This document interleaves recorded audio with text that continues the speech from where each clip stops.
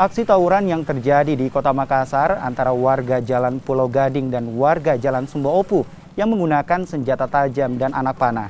Polisi yang tiba di lokasi langsung membubarkan aksi tawuran ini. Polisi yang melakukan penyisiran di lokasi tawuran menangkap 2 warga yang diduga pelaku tawuran. Sementara itu, akibat tawuran ini, 1 warga terkena sabetan senjata tajam dan harus dibawa ke rumah sakit. Selain menangkap 2 pelaku tawuran, polisi menemukan sejumlah anak panah bersama ketapelnya. Setelah mendapat laporan itu, jadi kami dari tim Osnal Ujung Pandang dibantu, di backup oleh Jatandras Polrestabes mendatangi TKP.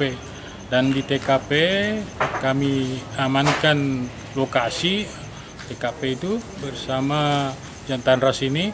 Jadi kita amankan 2 orang sebagai yang termasuk bagian daripada kelompok. Jadi di TKP juga kami amankan beberapa busur, anak panah, dan korban yang salah satu kelompok sudah dibawa ke rumah sakit untuk penanganan lebih lanjut untuk proses yang diduga pelaku sementara lidik.